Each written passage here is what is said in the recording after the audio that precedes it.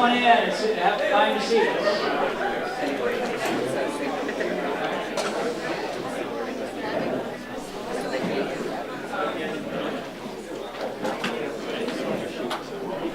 So how many of you, is this your first session today? Raise your hand if this is your first session. Welcome. Thanks for coming.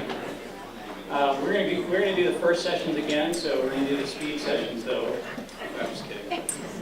A couple quick announcements, one of which is we've been a little bit challenged with the sign-ups. Again, the sign-ups are for you guys to win some prizes, right? It's a drawing. You don't have to be present to get them when we announce them at the end of the day, so if you can't come at the end of the day, still sign up. One of your friends, if they're kind enough, they'll find you and bring you a nice gift token for your attendance. So do sign up.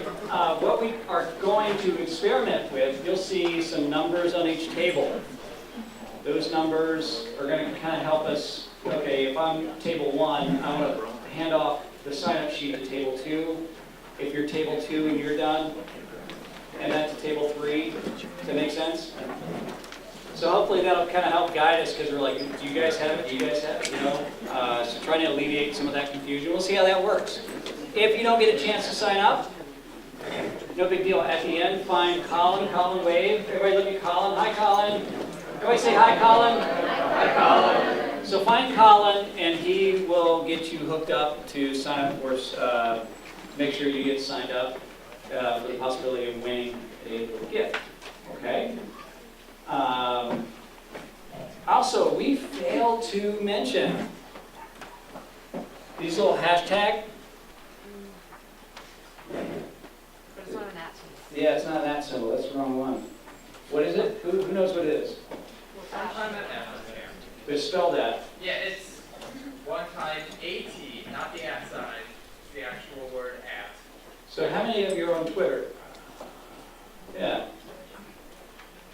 That's it?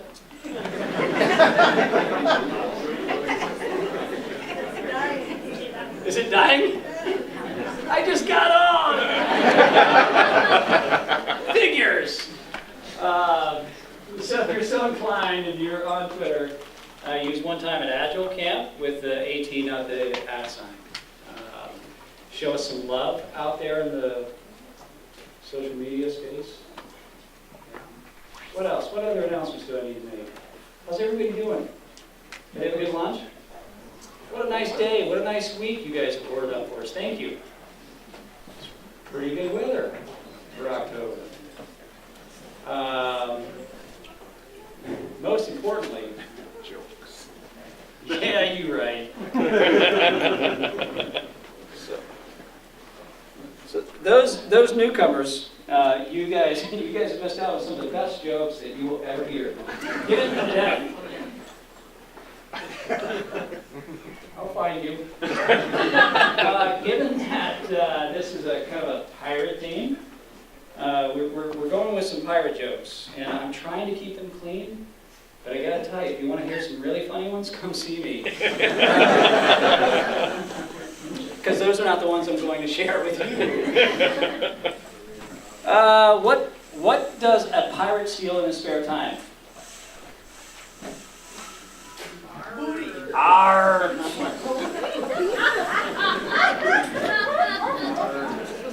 Wow, that didn't sound real. Who likes your mama's so fat jokes? Anyone? This is not directed at anyone, just so you know.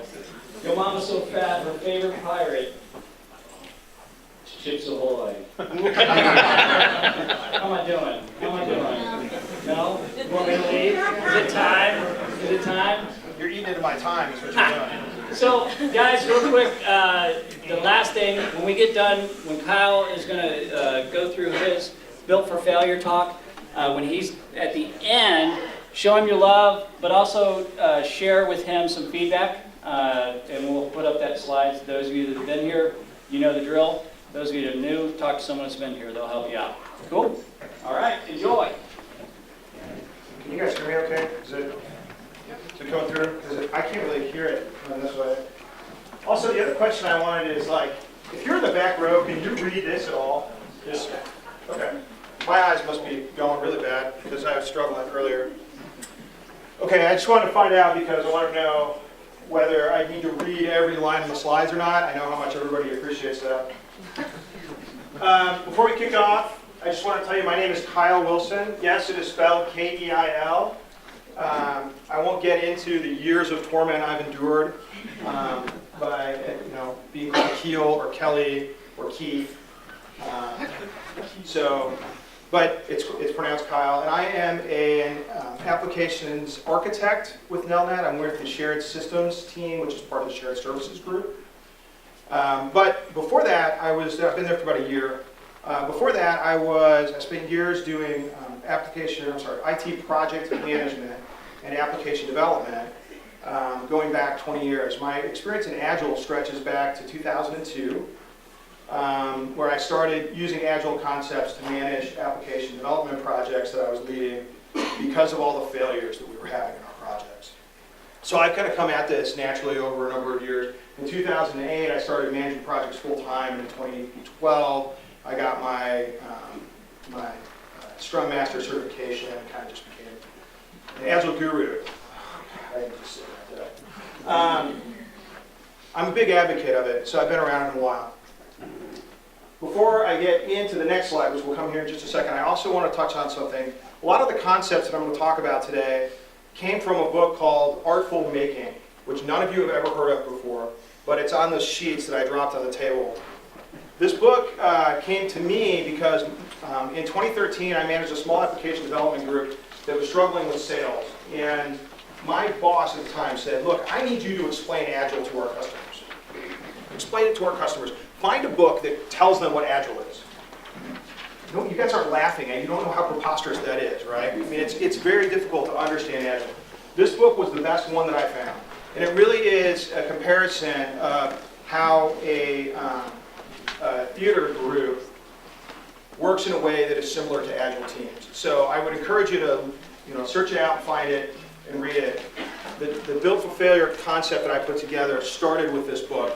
And it's really a good book. If you want to understand how Agile is used, or could be used in your teams, I highly recommend it. Okay, so to innovate, teams and leaders must look past just getting things done.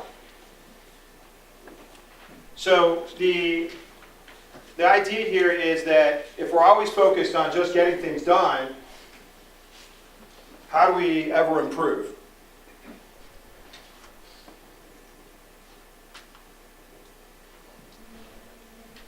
So we can only innovate when we feel safe to experiment, safe to change, when we're willing to change, when somebody encourages us to do so. So the one lesson, the one thing, you take away one thing today, what I want you guys to take away is that if we want our teams to improve, we've got to create a safe environment for them to improve in. We've got to encourage them to improve. We've got to invest in our teams so that they can improve. If we don't be intentional about that, then the teams will just keep doing what they're doing.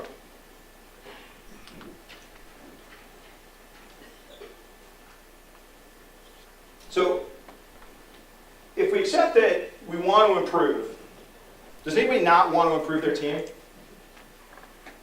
I thought I saw a hand go up. If we accept that we want to improve the team, innovation is the key. We've got to allow our teams to innovate, to change. So, how do we do that when we've got things working against us on a regular basis? Why do we want to do that? Why do we want to innovate? Well, first of all, we get meetings and projects, maintenance and documentation. They're always flooding, right? Does anybody have those things coming at them? Does anybody have too many meetings in here? Come on, guys. I see some hands and some heads raised and nodding. But so the other part of that for me is in addition to all these meetings, we're being asked to do more. We keep our shared systems team gets new systems added. They try to put Office 365 on top of us a while back. There's so much on our plate, and we keep getting more. And we're told to just do more with less, right? But then the other part of that has been company growth. And that's for us at Nelnet. Nelnet's growing constantly. And every time we grow, there's more work involved. And I can tell you when I joined Nelnet about a year ago, and they said, oh, by the way, we're going to partner with this company called Great Lakes, and we want to bring them all on board, figure out how to do that from a Vista standpoint. I'll talk about that a little bit more. So another reason why we really want to innovate, or we need to innovate, is that our projects don't typically come with instructions. It's not like a prepackaged, an ideal project is going to be a prepackaged Lego set. They have what inside and they have a set of instructions. My oldest loves this. He got all the new Legos because he's the oldest. He would pull out the instructions, assemble them, and then set them on a shelf like they were a model. But projects rarely come in that fashion to us. They are more often like a box of Legos that got handed down to us from our older brother. And we're told, hey, let's build something. We got an idea, let's figure it out. So they're messy. It's impossible to anticipate changes that will happen in projects typically. If you got that huge box of Legos, you don't know whether you have the right wheels or not. You just got to try and figure it out. I mean, how many of you have ever gone to make a recipe at home and found you're missing an ingredient? What do you got to do? Well, you're either going to run to the store, or you got to improvise, So I think that's another thing that it's another reason we need to be constantly innovating. When we look at the types of work that we do today in our business, it's not the industrial manufacturing kind of work. Not for the most part. The focus of industrial manufacturing is to reduce rework. It's hard to reconfigure a manufacturing line. It's focused on reducing the cost of replication. You're going to create the same thing over and over again. That's not typically how we do that. What we're doing is more the knowledge and creative kind of work. Rework is a requirement of what we're doing. We're always trying to do it better. So what we need to focus on is reducing the cost of improvement. And if we're doing that, we've got to figure out innovative ways to change. So our teams, if we're going to innovate, they need to learn to trust one another. They need to learn to trust us. They need to learn to trust the organization. We've got to create a safe space for them to work. Why do they need to trust? Why is that such an important deal? Well, if you're going to tell somebody to take a risk, they're going to have to push their boundaries. They're going to have to push their limits. They're going to have to do something they haven't done before. Sometimes when they do that, they're going to fail. They may even appear ignorant at the time. They may make a suggestion that at the start sounds stupid. Crazy idea, guys, but why don't we try this? So what we want to do with our teams is to reduce the cost of that failure. We want to make sure that people don't feel embarrassed.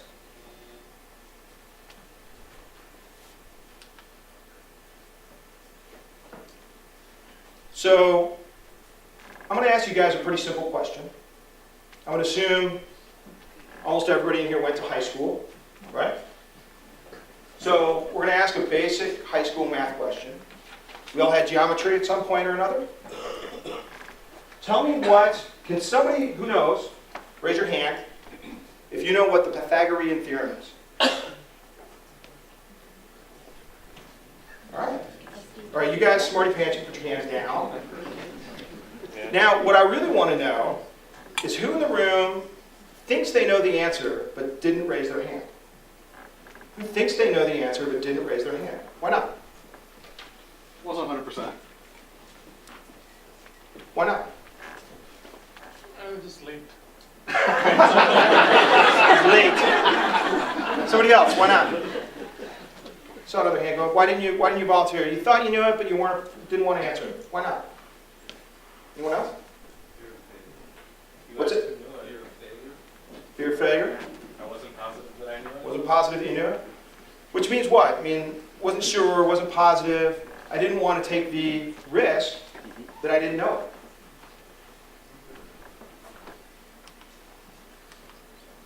That's the Pythagorean theorem, by the way. The point is that I asked you guys to do something that you weren't sure about. Some of you, not the smart pansies. So I want to do another exercise then, real quick, focused on trust. And I've passed out some sheets to everybody at the table.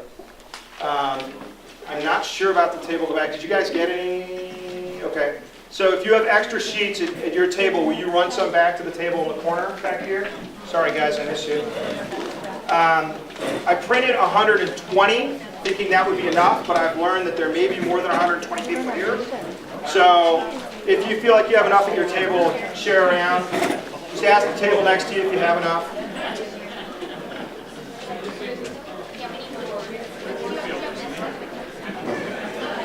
All right, real quick, before you guys break up into the exercise, I'll review it with you real quick before we go.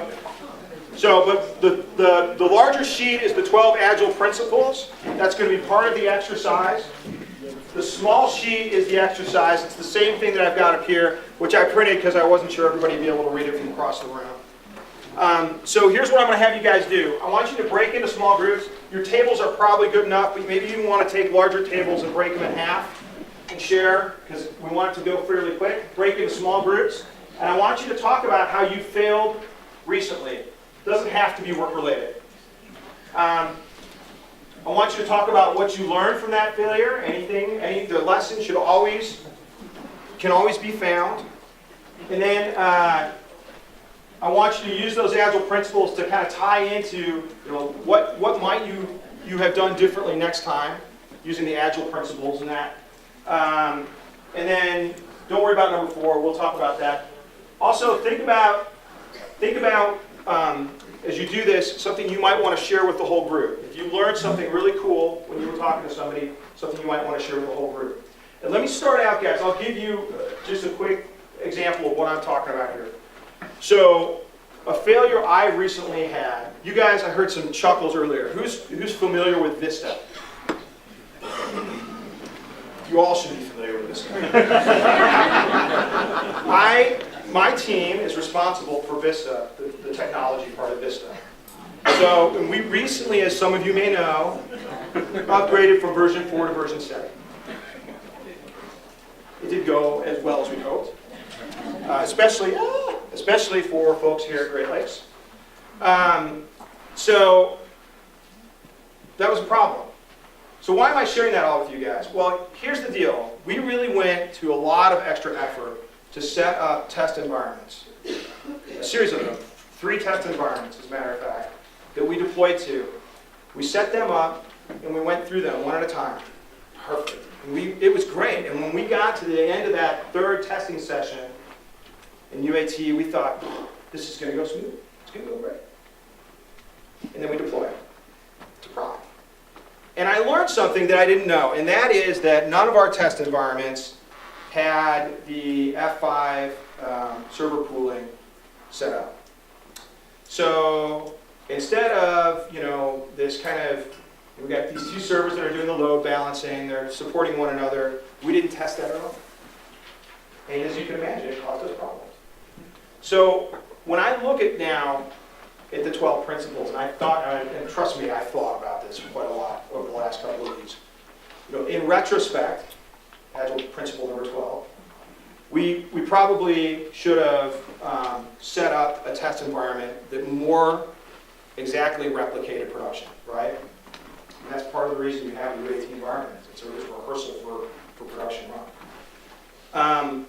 So, just that's kind of what I'm looking for out of you guys. What kind of failures have you encountered that you're comfortable sharing? Now, I will ask you guys, if someone shares a failure, don't run out of this room and tell everybody, ha ha ha, that idiot from shared services, did you see him?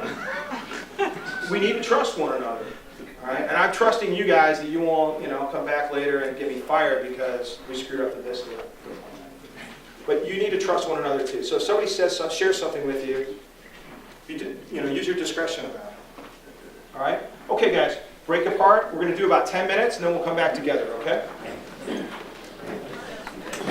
Or just work at your table, however you guys want to do it. Share something with the team that you're sitting with.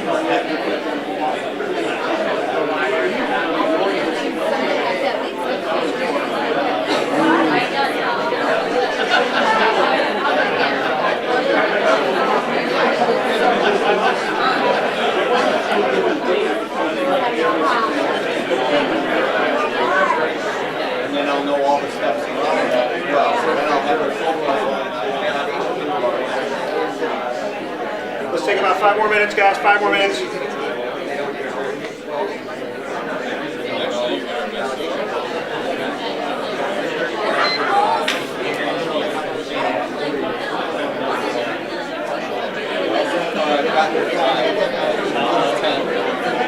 Because everything left is part of the application. I've got everything for employees and whether that's changing anything it's supposed to, all that stuff, everything is set to a database. That's why I've redone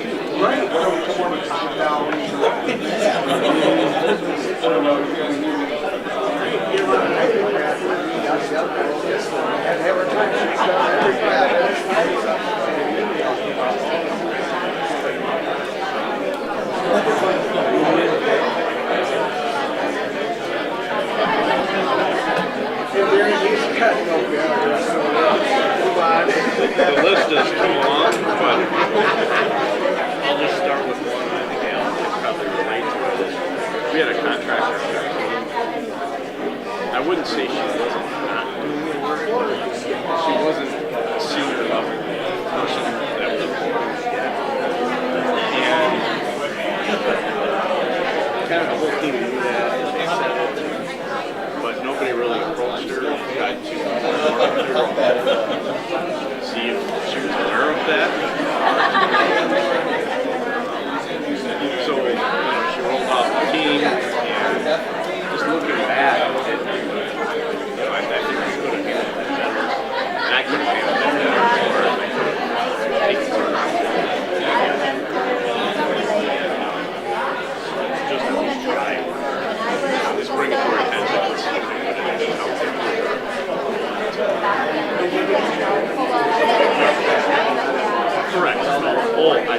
Okay,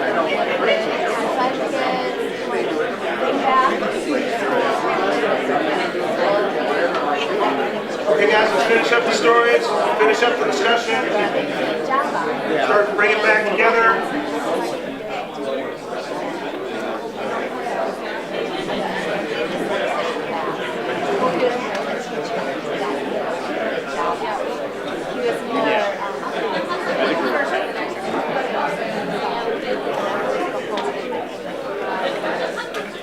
So how'd it go? Was there some pretty good discussion?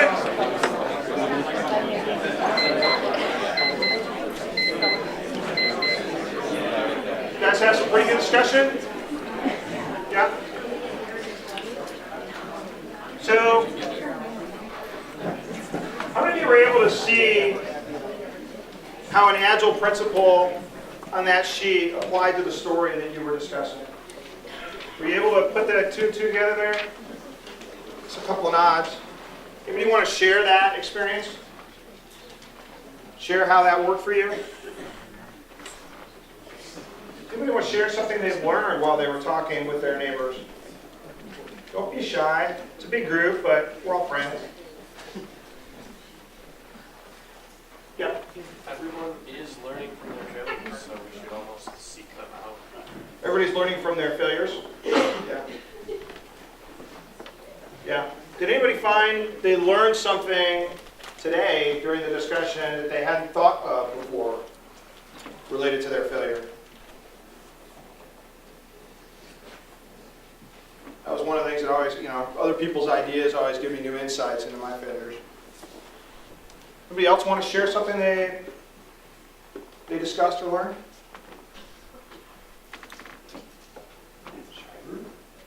It's okay, you can share.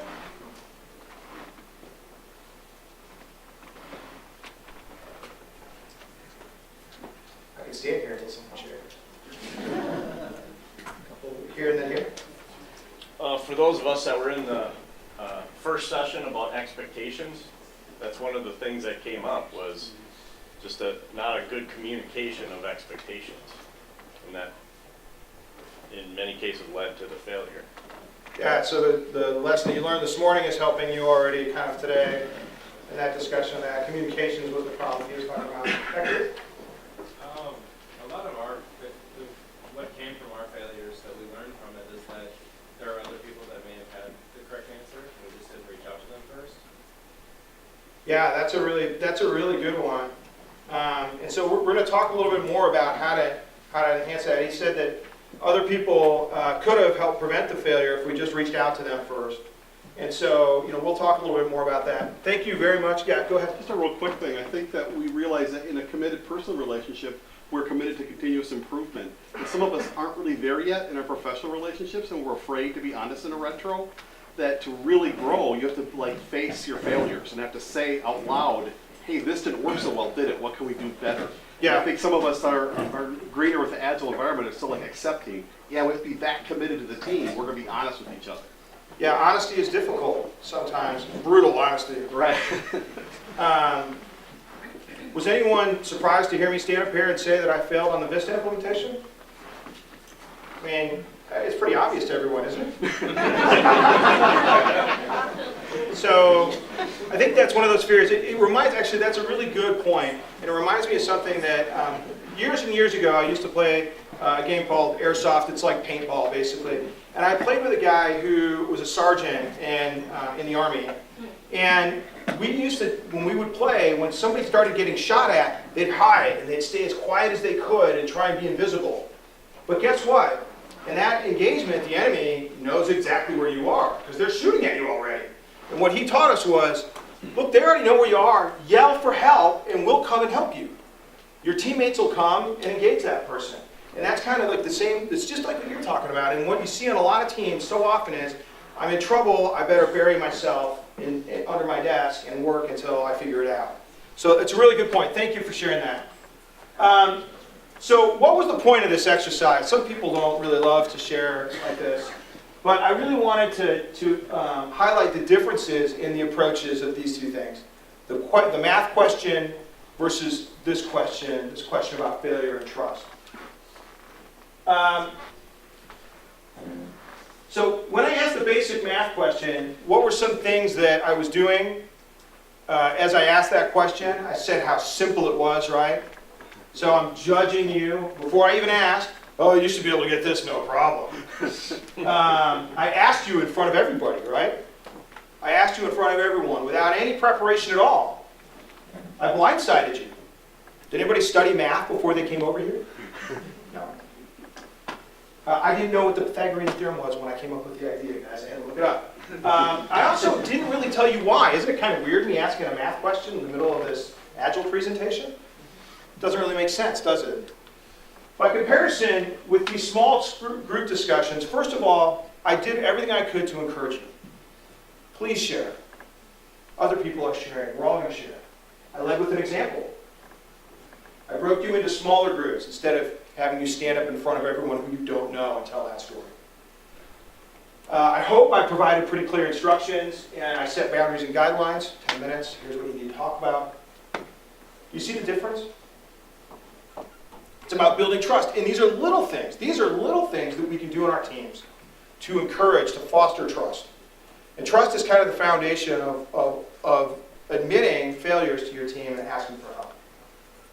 So, in addition to building trust,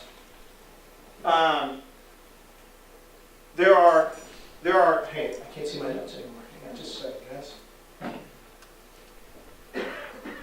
Somebody's getting a meeting invite, Chris. Time to join. I'll be right there. Jared was also detected a new location. It's obviously working again. So, look, there are three major areas I want you to focus. Do you remember the one thing I wanted you to take away? Do you guys remember that? Have to invest in our teams. Got to create space for innovation. So let me talk about three ways that you can do that. Three ways you can create innovation. Number one is focus. Provide your team the opportunity to focus. Provide them the tools they need to focus. In order to focus, you've got to prioritize work. If you're a Scrum Master, you've dealt with this before. You've got to prioritize the work with your team. Now notice I didn't say for your team. You've got to help your team prioritize its work. Because they'll always have more work than they can do. We want to limit interruptions to the team. This is, I work on a team that provides application support. So this is a really big problem for us because there's tickets every day. And how do you stop your guys from going squirrel and taking off on that ticket? We want to make sure that we provide direction and purpose for the work that we do. All of this stuff helps us focus our teams. If you behave in a reactionary fashion, oh my gosh, the customer called, we've got to go do this. Well, wait, I was working on this thing though. Forget that, we got to do this. If we can't provide that focus to our teams, they're going to struggle. So we want to keep them focused and give them the space to do their work. I think Kanban boards are a great way to help provide focus. If you're unfamiliar with Kanban, I got to talk later in a week on that. Second, first was focus. Second, collaboration. I think pairing, has anybody done paired programming or some sort of pairing with another? I mean, pairing is an awesome way to make sure people get things done. It can actually improve focus too. So that's a really good thing to do. I think pairing your teammates together to solve a problem will help them solve that problem much more quickly than having them bury themselves under their desk. I think teams need to